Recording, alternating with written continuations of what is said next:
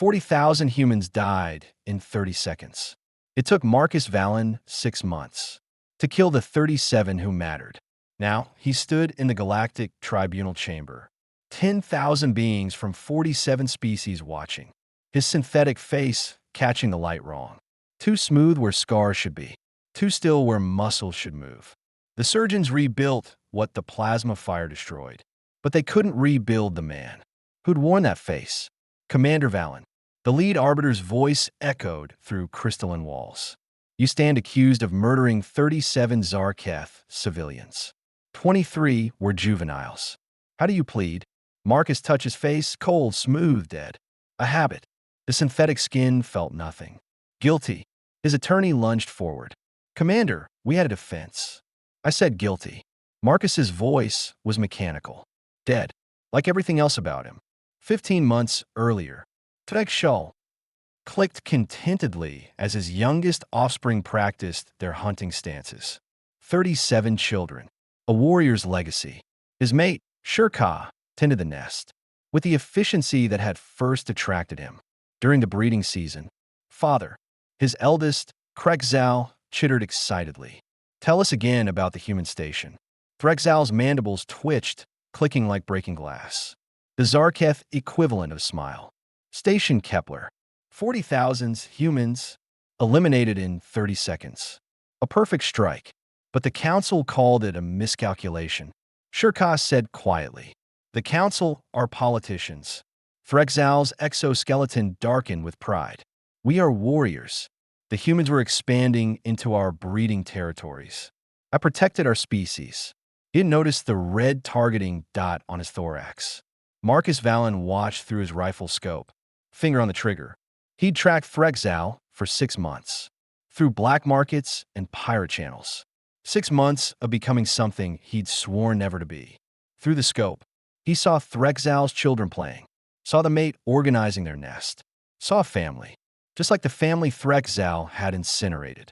Aria's last message still haunted his calm. Dad, when are you coming home? She'd drawn a picture, crayon starships, and stick figures. Labeled Daddy the hero. It was still on the fridge when the station burned. Elena humming off-key in the kitchen.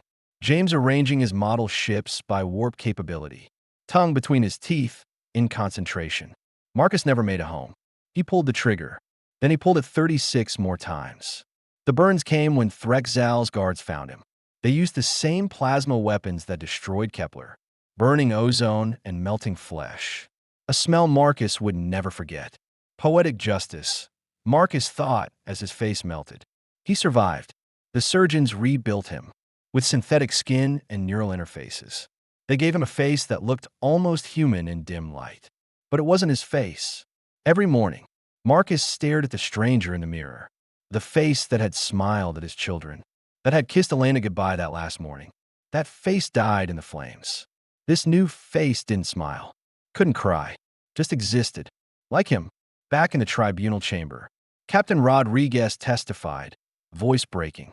Commander Valen saved my life during the Proxima Rebellion.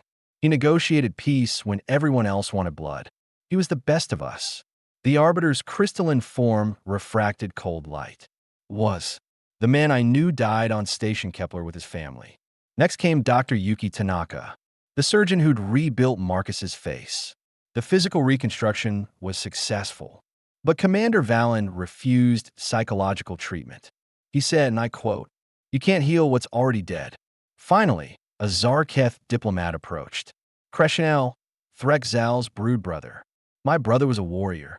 Zhar'keth's translator rendered his clicks into flat, emotionless words. But he was also a father. His mate, Zhar'keth, hasn't spoken since the massacre. His children. The translator paused. There is no word in your language for what they've become. Broken doesn't suffice. Marcus finally looked up. Now you understand. Understand what the Arbiter demanded. What it feels like. Marcus stood, and every guard tensed. I didn't come here to be judged. I came here to make you understand something about humans. His synthetic face caught the light. A mask worn by a ghost. The Zhar'keth took 40,000 lives and called it a miscalculation. Your council offered condolences, reparations, everything except justice. He touched his face again, cold, smooth, dead, like touching a corpse. So I took justice myself. I found a warrior who murdered my family. I watched him celebrate with his children, the children he got to keep while mine burned. And I killed them all. The chamber erupted. Marcus's voice cut through the chaos. I got my revenge.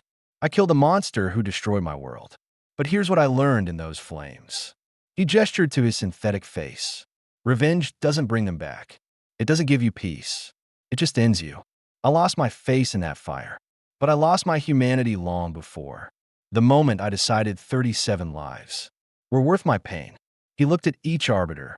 So yes, I'm guilty. And yes, I'd do it again. Because that's all I am now. That's all that's left. But remember this. When the next human seeks justice, you won't give. We're not the diplomatic species. We're the ones who'll burn ourselves to ash. If it means the guilty burn with us. They sentenced him to neural suspension, consciousness frozen in digital amber. As the transfer began, Marcus thought of Elena one last time. Wondered if she'd recognize this thing he'd become. Wondered if she was waiting somewhere, with that disappointed look she'd give him. We tracked mud through the house. He hoped not. He hoped she remembered him with his real face. The one that smiled, that laughed, that loved. The one that died with her on Station Kepler. The machine hummed. The world went white. And Commander Marcus Valen finally stopped touching the face that wasn't his.